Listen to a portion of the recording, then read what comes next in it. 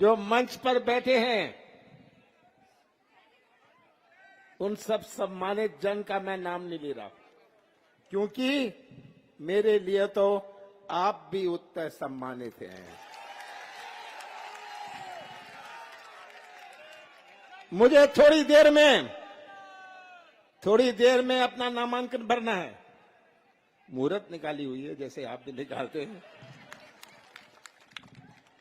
पर अभी यहां बैठकर मुझे वो दिन, मैं बड़ा भावुक हो जाता हूं सोच के, वो दिन 79 का याद आता है। नवंबर 79 का, 79 का, जब मैंने पहली दफे अपना नामांकन भरा था। मुझे वो दिन याद आता है। मुझे भी कोई समझ नहीं थी, मुझे कोई समझ नहीं थी, मुझे कोई ज्ञान नहीं था, और मैंने नामांकन भरा। जगह जगह आप सबसे प्रार्थना करी, आप सबके बीच में गया। संसद के लिए मैं भर रहा था उस वक्त। मैं जगह जगह गया और लोगों से उनका सपोर्ट मांगा, पर मुझे इस 40 साल में, 45 साल में उनका समर्थन तो नहीं मिला, उनका प्यार और विश्वास मिला। मुझे याद है, ये बाजार नहीं था। जो बुजुर्ग हैं, गवाह हैं, मैं भी नहीं जानता था खेती के बारे में। मैंने सोचा था मैं क्या करूंगा छिंदवाड़ा में। यहां 480 गांव में बिजली थी, 2000 गांव में से 2000 गांव में से 480 गांव में बिजली, तो बिजली पहुंचाऊं। मुझे याद है, जब मैं जीप में दौरा करता था, मेरे बदन में 1.5 किलो मिट्टी जमी रहती थी, और मैंने तय किया और एक वचन और एक संकल्प लिया कि छिंदवाड़ा के लोगों ने मुझ पर विश्वास रखा है, मैं भी एक इतिहास बनाना चाहता हूं। हमने शुरुआत करी। मैंने कहा हम खेती में क्या करें। मैंने दिल्ली में बात करी। मुझे कहा गया कि सोयाबीन, छिंदवाड़ा के लिए सोयाबीन बहुत उपयुक्त है।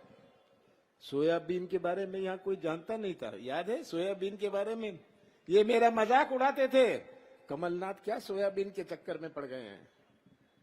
मैंने कहा हम सोयाबीन अभियान शुरू किया, गांव गांव में नारे, सोयाबीन लगाइए, धन कमाइए, और 4 साल में छिंदवाड़ा जिला नंबर 1 हमारा सोयाबीन का बना। ये पहली क्रांति थी हमारे कृषि क्षेत्र में। मोखेड़ के लोग होंगे यहाँ, कोई तालाब थी, कोई पानी था, कोई पानी नहीं था, कोई तालाब नहीं थी, कोई सिंचाई नहीं थी, खेती कैसे होगी? अच्छी जमीन। मुझे याद है, सौसर और पांडुन्ना के लोग संतरे के लिए चिल्लाते थे क्योंकि रेख नहीं मिलती थी। उस समय ये मोबाइल नहीं होता था, ये फोन करते थे कि हमें रेख दिलवा दीजिए, हमारा संतरा सड़ रहा है। संतरा सड़ता था, एक बोरी में भरकर कबाड़ा हो जाता था। ये चुनौती थी हमारे सामने। हमारे सामने चुनौती थी कि हम स्वास्थ्य सुविधा कैसे लाएं, हम सड़कें, ग्रामीण सड़कें कैसे बनाएं। मैंने सोचा नहीं था कि हम ये हाईवे बनाएंगे, कभी मैंने ये नहीं सोचा था हाईवे बनेंगे।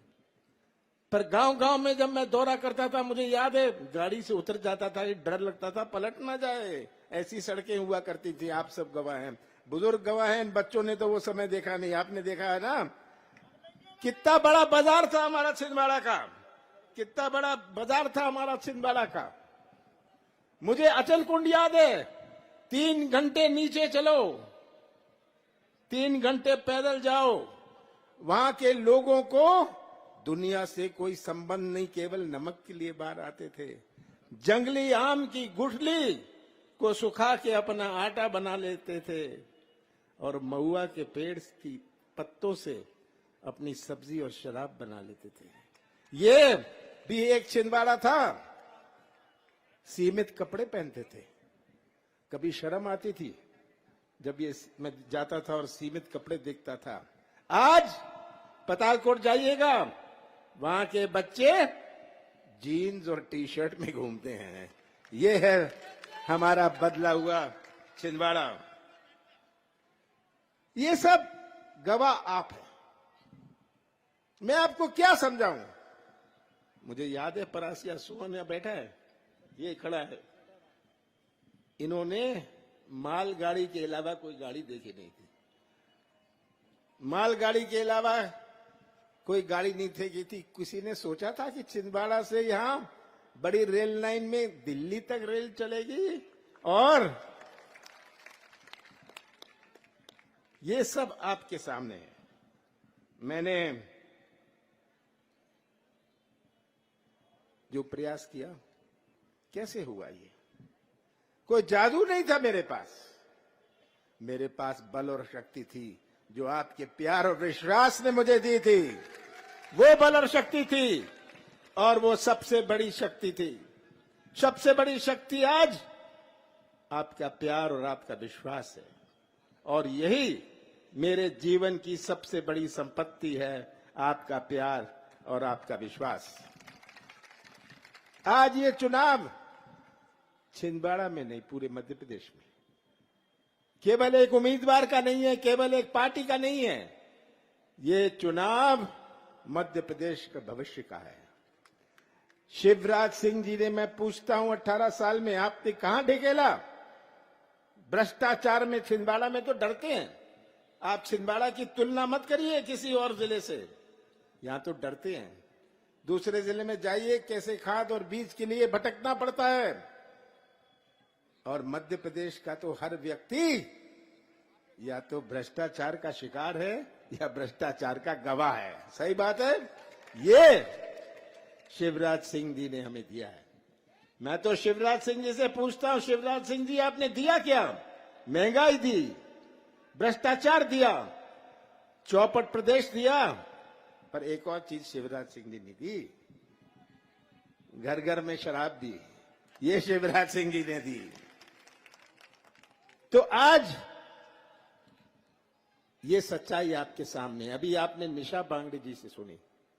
एक अनुसूचित जाति की महिला को कैसे प्रताड़ित किया गया।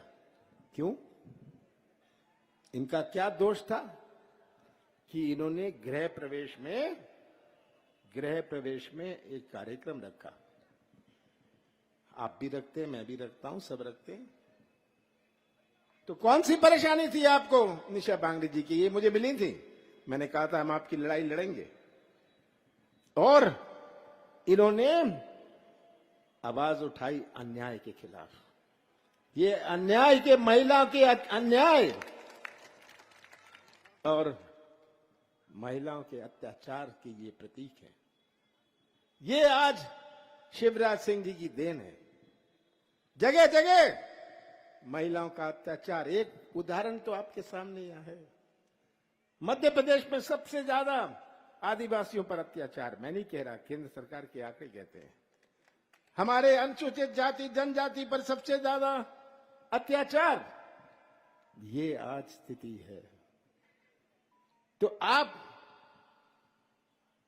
बड़ी सेवा करेंगे मध्य प्रदेश की जब आप फैसला करें कि हमें इस सरकार, भाजपा सरकार को अब घर बांटना